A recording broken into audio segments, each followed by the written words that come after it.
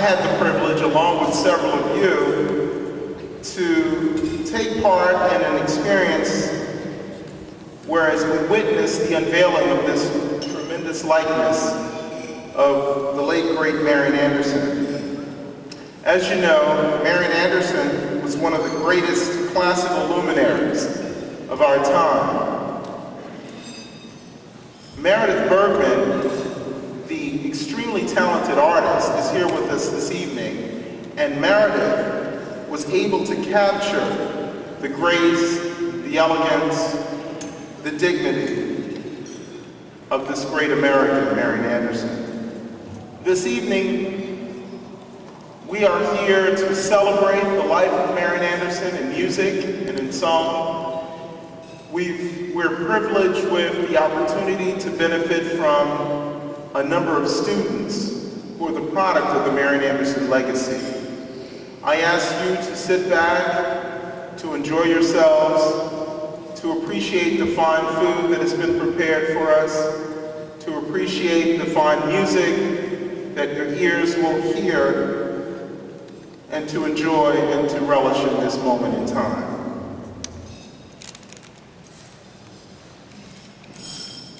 The program is as follows. After I take my seat, Mrs. Blanche Burton-Lyles, the founder and president of the Marian Anderson Historical Society, will come forward to present the purpose of this evening. Followed by Mrs. Lyles, Dr. Betsy Fleming will provide greetings. Dr. Fleming is the president of Converse College. Mrs. Meredith Bergman, who I spoke about earlier, talented artist, will provide remarks, followed by Dr. Ronald Boudreau, the director of the opera department of the Petrie School of Music, will introduce the talented students that will perform for you. After the students of the Petrie School of Music, Dr. David Devan, the managing director of the Opera Company of Philadelphia, will introduce the talented students who will present, and then following, we will have dinner. Thank you very much. Blanche.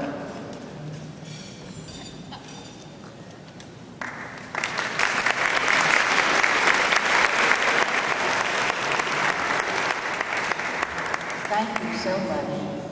Seeing all these marvelous, marvelous spaces here, it is incredible. It's breathtaking, and it's magnificent. And we love you all, and it's because of your love for Marian Anderson. We're happy to greet you. The purpose of the Marian Anderson Historical Society is to continue and to strengthen the legacy of Marian Anderson. As you know, you're here in the Citadel honoring a gentleman whose 300th birthday is being celebrated. Marian Anderson will be 110, February 27, 2007. And our programs for the Marian Anderson Society include a scholars program, and you will hear about 1/3 of those we support from all over the country performing this evening. We have the residents, and we have museum tours. We have master classes with artists coming to impart their knowledge, such as Shirley Barrett, Martina Arroyo, and others. And we have music appreciation workshops.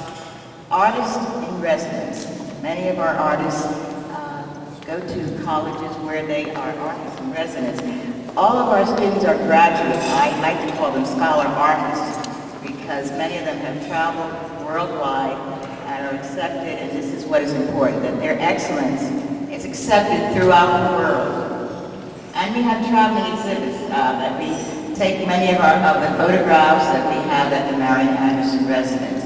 But we establish a standard of excellence as Miss Anderson had.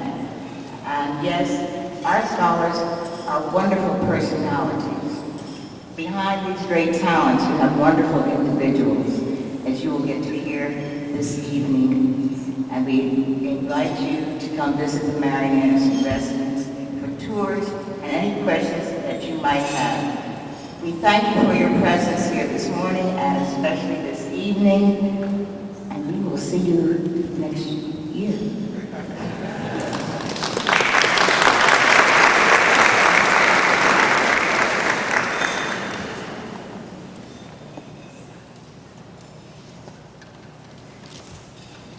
Our fabulous committee that helped to put this extravaganza together. Later this evening, you will meet the magnificent group. Thank you.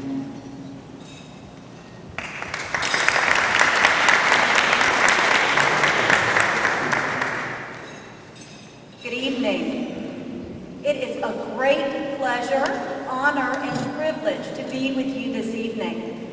I bring greetings from South Carolina and specifically from Converse College, and I must tell you we are delighted to be able to share our passion for music and our passion for Marian Anderson, who is such a great woman, citizen, and contralto, with the Marian Anderson Historical Society this evening in such a beautiful setting. We are here this evening to celebrate song. And I hope that in celebrating with you this evening, you all may consider coming down to South Carolina, Spartanburg, and Commerce College to see this fabulous sculpture in situ. It will be installed early next week, so come down and join us, and we will be as gracious a host to you as you all have been to us in this beautiful city of brotherly love. Thank you.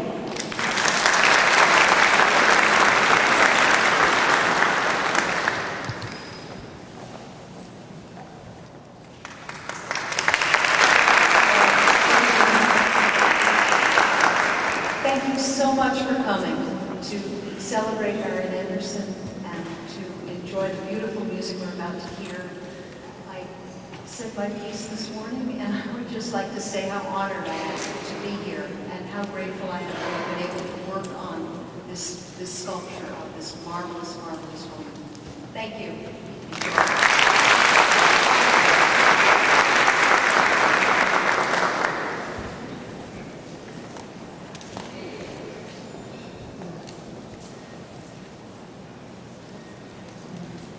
Testing, it works. Good evening. My name is Dr. Ron Monroe. I'm an associate director of Congress, and I'm the director of opera. And on behalf of our students, our faculty members, and we just want to say how proud and happy we are to be here to celebrate this momentous occasion. And I would like to introduce our singers for this evening. Our first scene is from Coronation of Poppaea, and this is the final duet. And this particular opera, in case you don't know, comes from the infancy of opera.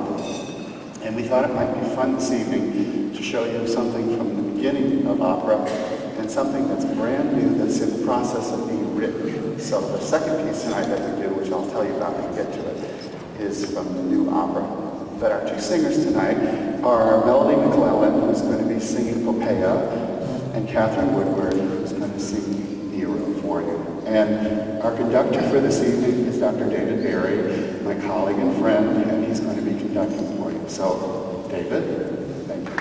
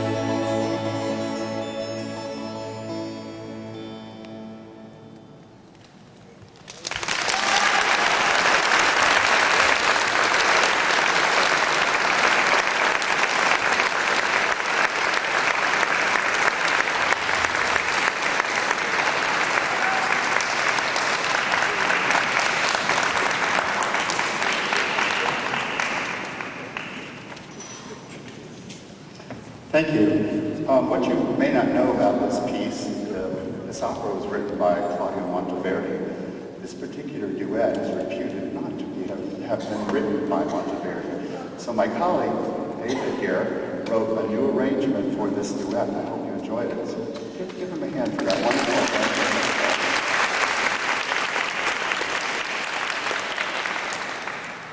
Now this next piece that you're going to see is an opera that's in process. So it's a new piece and it's being premiered here for you. So we hope you enjoy it. David wrote the music for it. And when we discussed a topic to use for this, since Congress is a women's college, I said, let's start with Trojan Women. So Trojan Women in itself as a play is a little dreary. So we took bits and pieces from it, and we have other pieces from other parts of that history. So this scene is the final scene from the opera called Troiades, which is in progress. And in this scene, Troy has already fallen to the Greeks. What's that? Troy has fallen to the Greeks. And Hecuba, the queen of Troy, is, as you can imagine, quite distressed. Her city has fallen to the Greeks. Her people are being killed, or have been killed, and the women are being rounded up to be passed out. And in this particular scene, there are three other characters, which you're going to see in a second, that might look a little unusual to you. That's okay. You're supposed to decide who they are. Are they figments of her imagination? Are they ghosts? I don't know. You'll have to decide for yourself. But let me introduce the singers. Hecuba is being sung by Taylor Johnson. She's in costume. And our three mysterious guests. This is Christina Goyne. This is Danielle Gillespie, and this is Christopher Williams. And I hope you enjoy the singing.